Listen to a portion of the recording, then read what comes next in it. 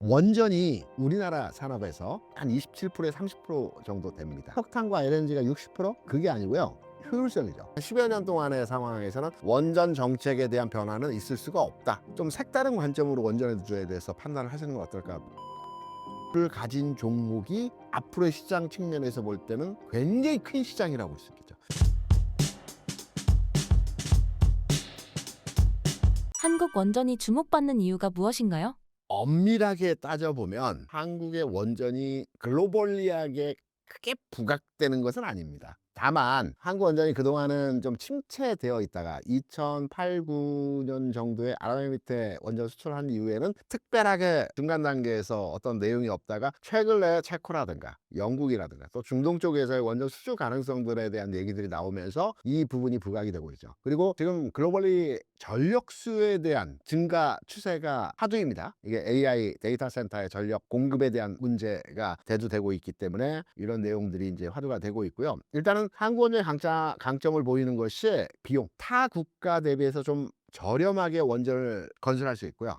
그리고 빠르게 건설할 수 있습니다. 그러니까 통상 미국이나 독일은 지금 탈원전을 진행해요. 프랑스 같은 경우는 원전 일기를 짓는데 한 60개월, 70개월 정도 걸린다고 해요. 우리나라 같은 경우는 한 50개월 정도 수준에서 빠르게 또 안전하게 지을 수 있는 강점을 가지고 있기 때문에 이러한 부분들이 세계적으로 좀 평가를 좋게 받고 있는 현상들이 아닌가 이렇게 생각하고 있습니다. 문재인 정부의 탈원전 정책 이후 침체됐던 원전 산업이 어떻게 회복되고 있나요? 그러면 원전이 우리나라 산업에서 전력 공급에 어느 정도 수준인지 혹시 우리 구독자 여러분들이 아실지 모르겠는데 아시는 분도 많겠죠. 원전이 워낙 핫하니까. 우리나라는 이제 석탄과 LNG가 대략 한 65%입니다. 합해서. 원전이 한 27%에 30% 정도 됩니다. 그리고 나머지 태양광이나 뭐 석유, 기타 등등등이 됩니다. 대체 에너지가 한 5% 정도밖에 안 돼요. 원전이 그렇게 생각보다는 우리나라 비중이 크지가 않네? 30%? 석탄과 LNG가 60%? 그게 아니고요. 효율성이죠. 화력 발전소 내에서 석탄을 중심으로 해서 발전소가 전국에 굉장히 많고요. 원전도 6곳의 원전이 있고 15기가 현재 운용이 되고 있거든요. 화력 발전소는 65개가 지금 운용이 되고 있어요. 그러니까 효율적이라고 봐야 되겠죠, 원전이. 이렇게 15기가 30%를 차지하고 있는 거죠. 근데 석탄만 가지고 운용하는 석탄이 한 3, 4% 될 겁니다. 65기가 35%를 차지하고 있기 때문에 원전은 숫자는 크지 않은데 효율적으로 생산량이 크다라는 측면으로 지금 현재 운용이 되고 있기 때문에 원전을 버린다고 할까요? 이렇게 없앨 수는 없습니다, 현재. 그래서 산업이 회복되고 있느냐에 대해서 말씀을 하신다면 필요하다라고 답을 드리겠습니다. 꼭 필요하다 말씀을 드릴 수가 있겠죠. 정부가 바뀌더라도 원전에 대한 스탠스는 유지될까요? 새로운 행정부가 들어올 때마다 원전에 대해서 환경에 대해서 뭐 이렇다 저렇다 얘기들을 많이 만들어 가면서 바꾸어 정책적으로 진행하는 부분들이 있습니다. 근데 실제로 한번 들여다보시기 바랍니다. 원전을 가동을 중단했거나 원전을 기존에 짓기로 한 부분을 철회하거나 이런 부분은 없습니다. 2030년인가 35년까지 진행되는 부분으로 계속 진행되어지게끔 되어 있거든요. 그래서 뉴스상에서 어떤 정부는 원전에서 긍정적이지 못하다, 어떤 정부는 긍정적이다, 뭐 이렇게 말씀을 하시는데 그거는 그냥 뉴스에서 나오는 내용이고요. 2035년까지인가에는 지금 원전 투자되어진 그리고 원전 건설되어지는 사업에 대한 부분들은 변화가 없다. 그건 나중에 우리가 판단해야 될 부분이고 당분간 한 10여 년 동안의 상황에서는 원전 정책에 대한 변화는 있을 수가 없다라고 이해를 하시면 될 것 같습니다. 원전 산업의 게임 체인저로 불리는 SMR 분야의 한국 기업들은 준비가 되어 있나요? 소형 원전이 축구장 크기 정도 하나면 가능하다라고 해요. 그러니까 원자력 발전소 혹시 가보셨는지 모르겠지만 저는 몇 번 가봤습니다. 굉장히 큽니다. 어마어마하게 크거든요. 근데 이제 축구장 크기 하나면 소형 원전이고 이 소형 원전이 한 4-5개면 대형 원전하고 같은 사이즈로 진행이 된다고 그래요. 그래서 그 평택에 있는 삼성 단지도 한 소형 원전 한 2-3개 정도 지금 충분히 전력 공급이 가능하다라고 해요. 근데 이제 우리가 잘 알아야 될 게 뉴스나 이제 종목 접근할 때 SMR 우리나라 잘한다는데 SMR 관련주 한번 투자해볼까? SMR이 어떻게 진행되는지를 한번 판단해볼까? 많이 생각들 하시는데 현재 SMR은요 상용화되진 않았어요. 전 세계적으로. 미국이 가장 빠르거든요. 미국 빠른 이유는 SMR은 다른 게 아니고 원자력 잠수함이라고 생각하시면 돼요. 그냥 원자력 잠수함 내에 거기 SMR이 들어가 있는 거지 않습니까? 이거를 땅으로 빼낸 게 SMR이거든요. 잠수함 내에 또는 항공모함 내에 있는 부분을 떼서 땅으로 가져오면 이게 SMR입니다. 근데 미국 자체도 SMR 상용화, 그러니까 시험 단계에서의 운용은 우리나라도 대구에서 하고 있어요. 근데 상용화라는 게 이게 시장에서 생산성을 가지고 운용하는 거거든요. 미국이 2030년 계획이고요. 우리나라가 2035년 계획입니다. 아직 상용화는 되어 있지 않고 연구 단계, 시험 단계, 테스트 단계이거든요. 그래서 이게 직접적으로 운용이 된다라고 판단할 수 없고, 우리도 이제 여기에 대해서 굉장히 지금 현재 많은 투자를 하고 있기 때문에 계획은 2035년이지만 미국 수준의 30년까지, 그러니까 5년 뒤까지 아마 땡겨질 거는 같습니다. 그래서 우리나라 현재 SMR 수준에서의 단계를 문의해 주시면 지금은 연구개발 시험 테스트 과정이다. 하지만 우리나라가 이 부분에 대해서 중간중간 이제 평택이라든가 중간중간 핵심 지역마다의 전력이 필요한 공급처들이 있기 때문에 이쪽 방향으로는 갈 것 같고요. 그리고 대세는 이제 SMR 쪽으로 진행이 될 거다. 큰 원전은 바닷가에 지어야 되고요. 또 이게 사고가 났을 때 우리가 후쿠시마를 판단해 보시면 아시겠지만 위험도가 굉장히 큽니다. 근데 소형원전은 사고가 나더라도 그렇게 크게 영향도를 주지는 않는다라고 해요. 그래서 SMR로 가는 대세적 추세가 만들어질 거라고 판단되기 때문에 여기에 대한 관련도 투자에 대해서도 뭐 지속적으로 관심을 가져야 된다고 생각을 합니다. 원전 관련 기업 중에서도 특히 눈여겨볼 만한 분야나 기업이 있다면 어떤 게 있을까요?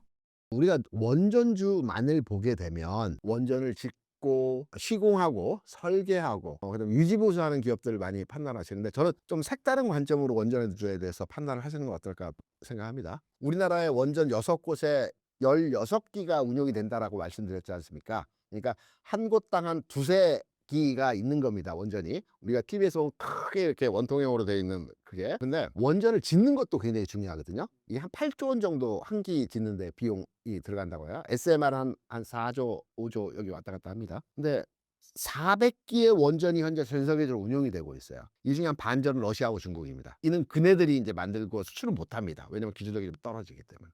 우리의 경쟁 상대는 독일은 이제 원전 탈퇴해 버렸기 때문에 한국, 미국, 일본, 프랑스, 여기에서 가장 경쟁을 치열하게 되는 것은 한국하고 프랑스입니다. 미국 자체 수출 잘 안 하고 자체 원전 짓는 거고요. 일본은 좀 디테일한 기술력을 가지고 있어요. 그러니까 한국과 프랑스가 경쟁하는데, 앞서 말씀드린 대로 전 세계적으로 400기가 현재 운용이 되고 있고요. 중요한 것은 우리가 폐쇄됐다라고 하죠. 뭐 한 50년 써서 이제 가동 중단이 된 원전이 200기입니다. 짓고 있는 게 한 50기 됩니다. 그러면 딱 단순하게 숫자 측면으로 볼 때 폐쇄됐다라고 해서 그냥 방치할 수는 없지 않습니까?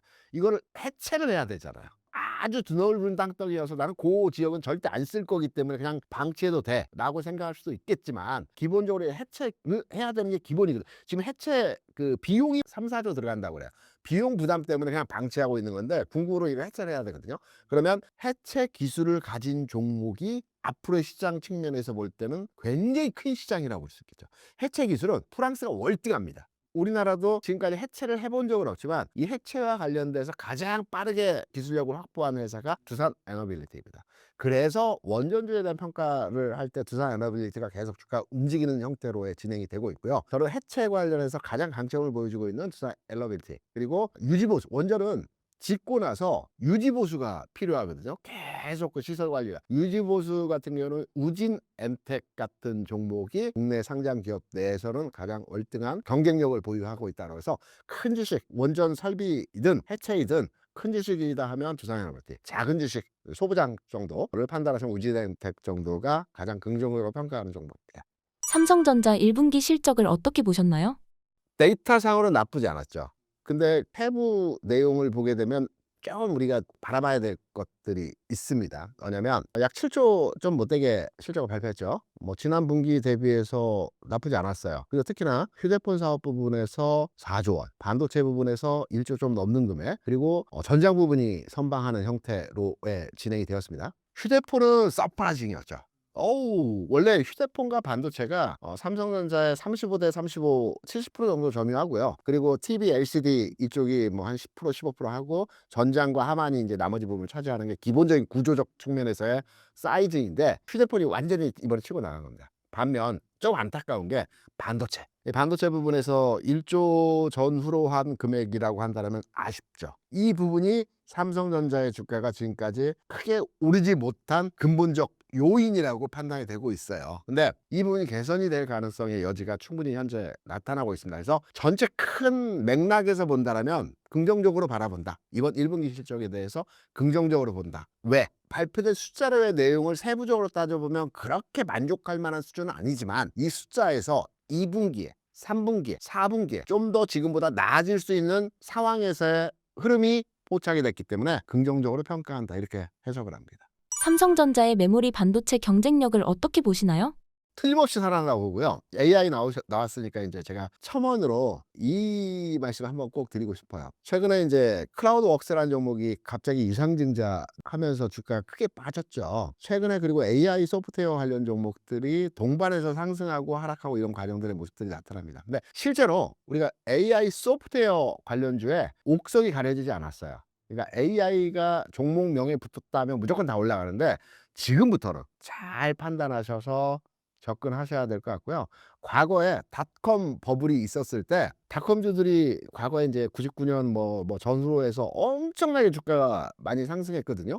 뭐 100배, 200배, 300배 뭐 이렇게 올라갔습니다. 그 당시에. 한 가지 비근한 예로 말씀을 드리면 그 당시에 이제 가로수라는 신문이 지금도 있죠. 가로수 신문이라고 우리가 이제 그 버스 정류장에 가면 옆에 무료로 나눠주는 신문 있지 않습니까?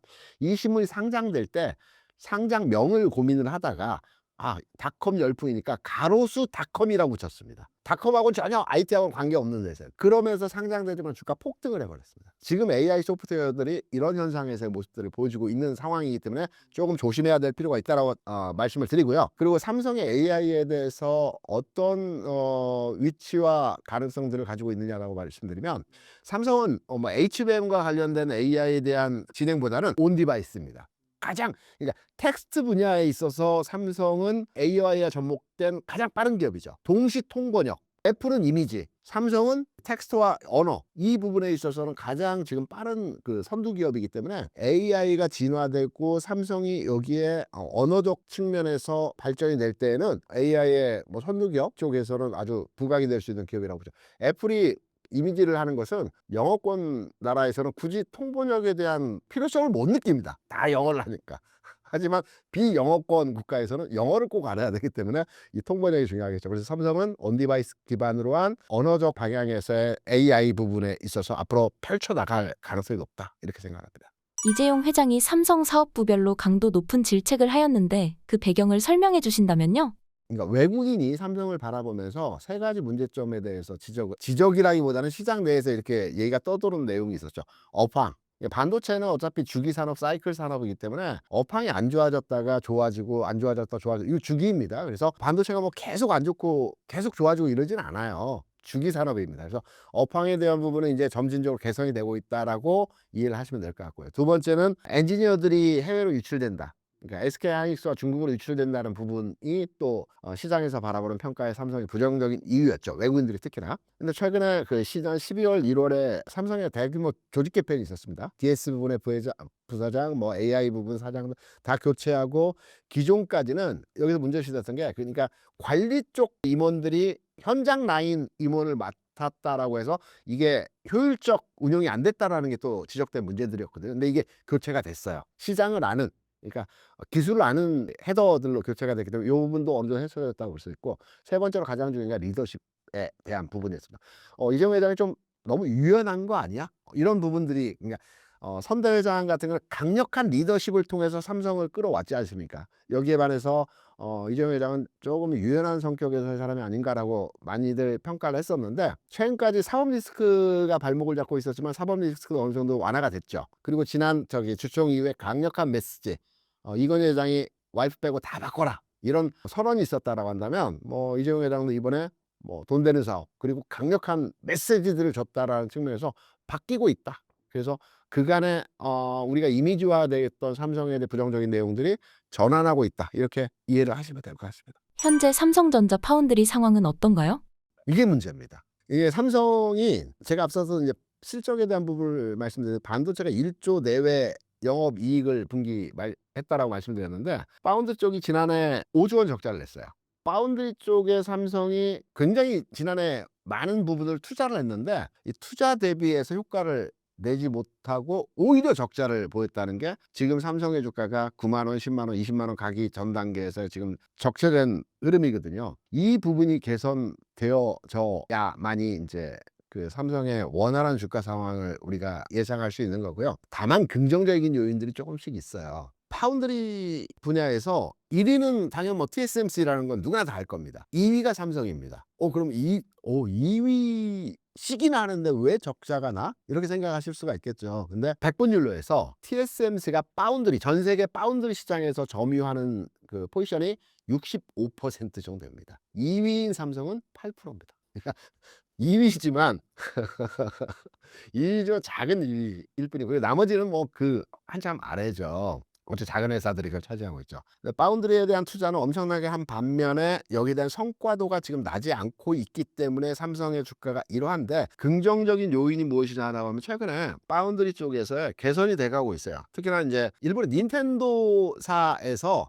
닌텐도 애들은 직접으로 애들 삼성의 그 위탁 생산을 현재 200만 대 정도 맡겼거든요. 이 부분들이 개선이 되고 여기 검증을 통해서 확인된다면 다른 위탁 생산 부분에 있어서도 추가로 진행이 될 수 있는 여지가 분명히 있다라는 점. 그리고 하이닉스와 경쟁 관계에 있긴 하나 궁극으로는 HBM과 관련된 내용이 지난해 시행착오를 많이 겪었고 올해는 진입할 수 있다라는 내용으로 평가를 해본다 한다면 파운드리 부분이 지금까지는 우리가 안 좋게 바라보는 시선이 강했다라고 하지만 올해 상반기를 기점으로 해서 전환의 포인트가 파운드리 쪽에서도 만들어질 가능성이 높다, 이렇게 해석이 되고 있죠.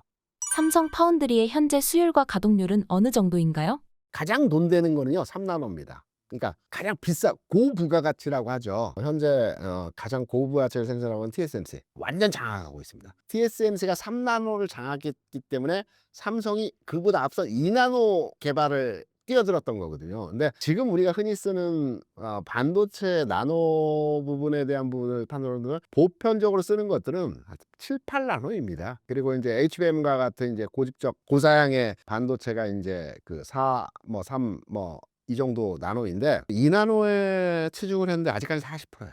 수율이 40%라고 한다는 건 생산성이 없다라는 얘기입니다. 그렇기 때문에 좀 더 삼성이 진행을 해야 된다라고는 판단이 되고, 이건 미래 반도체 2나노는 부분이고요. 현재 보편적으로 쓰는 것은 4나노 또는 5나노, 6나노, 7나노, 8나노 이제 제품별로에 들어가는 반도체 나노가 다르긴 한데 4나노 부분은 긍정적인 게 한 75% 수준까지 올라왔어요. 우리가 이제 75%, 뭐 80%, 40% 얘기하는데 수율이라고 하는 거는 이제 불량품을 제외하고 우리가 완성품을 얼마큼 만들어내느냐거든요. 그러면 최소한 60% 이상은 나와 그 돈이 되는 겁니다. 그러니까 60%까지는 똔똔이라고 하죠. 불량률이 40%면 이거 만들어 봐야 불량 빼고 이거 팔아봐야 돈 안 된다는 겁니다. 미니멈 60% 이상이 나와야지만 거기서부터 수율이 생산성이 최단성이 있다라고 얘기를 하는 거거든요. 근데 지금 이제 4나노는 75%까지 올라왔으니까 4나노 부분은 어느 정도 이제 수율이 나오고 있는데, 앞서 말씀드렸죠. 돈 되는 건 3나노라고요. 돈 되는 건 3나노인데 TSMC가 꽉 잡고 있기 때문에 그쪽을 파고들 수 없고, 2나노가 이제 앞으로 미래 산업이기 때문에 2나노를 계속 삼성에서는 연구 개발하고 있는데 아직까지는 40%다. 좀 더 지켜봐야 된다, 이렇게 판단하죠. 앞으로의 삼성전자 투자 포인트는 어디에 있을 것으로 보시나요? 삼성전자의 투자 포인트는요, 우리가 이제 지금 반도체 얘기를 했고 여러 가지 얘기를 했지만 이 부분이 아닙니다. 외국인 투자의 시각이 바뀌어야지만이 삼성전자의 주가 움직임이 나타나게 되는 겁니다. 외국인 투자자들이 국내 투자 전체 주식 비중이 한 700조 정도 돼요. 이 중에 대략 한 삼성전자에 대한 투자 비중이, 그러니까 외국인 보유 한도는 49.7%고요. 삼성전자 전체 주식에 대한 외국인 투자자가 보유하고 있는 비중이 35% 정도 됩니다. 보유 한도는 다릅니다. 그리고 대주주가 한 20% 가지고, 기관이 한 30% 가지고 있고, 개인이 한 15% 가지고 있는데, 이 삼성전자 35%가 외국인 700조 중에서 한 150조 됩니다. 굉장히 크죠. 외국인의 전체 투자 규모 대비해서 삼성전자가 4분의 1, 5분의 1 되는 겁니다. 삼성전자 한 종목이. 한국을 바라보는 시각은 삼성전자를 바라보는 시각하고 거의 등치돼서 이해를 하시면 될 겁니다. 그러니까 삼성전자는 반도체가 좋아지면 다 좋아지면 주가 올라가겠지만 기본적으로 외국인의 스탠스가 바뀌어야 삼성전자 주가 움직이는 겁니다. 한국을 바라보는 관점하고 똑같기 때문에 나쁘지 않은 얘기들을 제가 드려볼게요. 외국인 투자자들이 앞서서 말씀드렸지만 지난 8월부터 올 4월까지 32조 원 주식 매도를 했어요. 근데 이 주식 매도를 한 거는 여러 가지 상황에 대한 매도를 했던 부분이고요. 트럼프 정책이라든가 한국에 대한 정치적 불안정 또는 뭐 경제 성장률 등등등등등 해서 주식을 32조 원을 매도를 했어요. 통상적으로 외국인들이 주식을 매도하게 되면 보통 환전을 해서 그 돈을 일시적으로 뺍니다. 그리고 의사결정이 되면 다시 들어오는 역계 관계로 환전, 채권 투자, 주식, 그다음 파생 이렇게 이전되거든요. 근데 특이한 게 최근 6개월 내에서 외국인들이 지난 8월부터 올 4월까지 32조 원을 매도했는데 매도된 자금이 해외로 나가지 않았어요. 그걸 어떻게 하느냐? 환율을 보면 알 수 있어요. 환율 상황이 이전까지 1,450원대에서 고착화돼 있었지 않습니까? 외국인 32조가 나갔다면 1,000원은 금방 넘어갔을 겁니다. 그런데 고착화돼 있었고요. 나가지 않은 이유는 여러 가지 상황들이 있어요. 그러니까 일시적으로 시장이 정체돼 있다라고 해서 나가지 않았던 거고, 이 돈이 어디 머물러 있느냐? 올해 들어서 1월부터 5월까지 35조에 대한 채권 매수를 했어요. 제가 채권 시장에 뭐 꽤 있었지만 이 정도 규모로 단기간에 매수를 한 건 처음입니다. 엄청나게 매수를 한 겁니다. 그러니까 주식 판 돈을 다 채권 매수한 겁니다. 일시적으로 여기다 킵해 놓은 거거든요. 그러면 상황이 개선되게 되면 다시 주식으로 전환할 수 있는 여지가 마련될 수 있거든요. 앞서 방송에서 저희가 외국인 투자자들 이러이러한 환경과 상황에서는 전환할 거고 그 6월 중순 상황에서 흐름이 될 것이다 라는 말씀을 드렸는데, 대기 매수 자금이 현재 국내에 머물러 있습니다.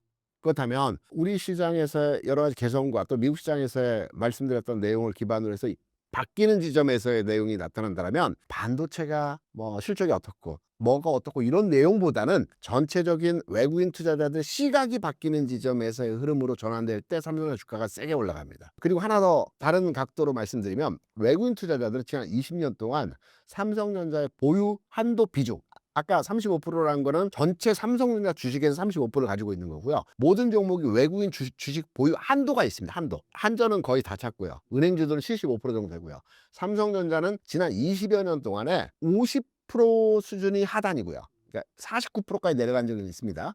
50% 수준에 근접하면 매도를 더 이상 하지 않아요. 지금 49.7%입니다. 그러니까 매도를 더 이상 하지 않는, 그러니까 단기적 매매 운용을 하는 애들은 여기서 팔았는데 장기 포지션은 가져가는 포지션이 50%라는 거죠. 그리고 55%를 넘어가면 삼성을 때립니다. 과 포지션이라고 해서. 그러니까 기준으로 했을 때 55% 전후가 평균 포지션 외국인 보유 지분 한도입니다. 지금 하단에 와 있어요. 지난해 8월 88,800원 갈 때가 57%였어요. 55%를 넘어서 거기서부터 쭉 7%, 8%를 지금 판 겁니다. 삼성전자에 대해서. 그 금액이 한 10몇 조 될 겁니다. 외국인들은 이제 하단부에 가서 더 이상 나올 물량이 없습니다. 지금 49.7%의 물량은 대부분 장기 펀드가 가지고 있는 물량이기 때문에 이걸 시장에 팔진 않아요. 장기 펀드들은 뭐 1, 2년 상황에서의 매매를 하는 것이 아니고 이 4, 5%가 왔다 갔다 하면서 삼성전자 주가를 만들어가는 겁니다. 이게 단기 헤지펀드 성향에서의 물량들이 들어왔다 나갔다 하는 거거든요. 하단부에 더 이상 나올 물량이 없다. 그리고 시장에 대한 시각이 외국인 중심에서 개선이 될 때 가능성 있죠. 돈 안 나가고 지금 현재 잠겨 있는 상태이기 때문에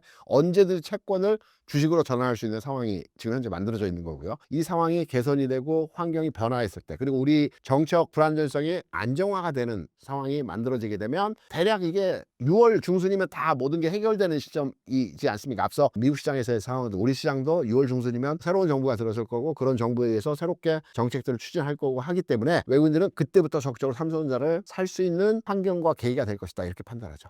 트럼프의 관세 정책이 반도체 시장에 영향을 끼칠까요? 반도체 시장은 그렇게 나쁘지 않습니다. 원래 다른 관세 추진 정책에 비해서 반도체 부분에 있어서는 오히려 대중국 견제는 긍정적으로 바라보는 관점이고요. 그리고 반도체법에 대한 공장 짓고 여기에 보조금 문제도 어느 정도 완화됐지 않습니까? 이런 부분들. 그래서 실제로 관세 정책에 있어서 반도체는 조금 더 가볍다. 그러니까 오히려 부분 좀 부담되긴 하지만 다른 업태에 비해서는 그렇게 부담되는 요인들은 아닐 것이다 라고 이렇게 해석되는 부분이 대부분의 이제 보편적 의견이라고 생각을 합니다. 마지막으로 하실 말씀이 있으시다면? 제가 이 신사이등 구독자분들께 항상 드리는 말씀인데요. 시장은 우상향하는 게 기본 흐름입니다. 단 우리가 어려운 시장을 계속 겪어오면서 힘든 구간을 지금 많이 지나가고 있거든요. 하지만 시장은 제가 경험한 바에, 거의 25년 이상 경험한 바에 의하면 여유 있는 마음을 가지고, 그러니까 내일 올라야지, 다음 주에는 올라야지, 이 마음에 대한 부분으로 접근하시면 조급함으로 손실을 보실 수가 있어요.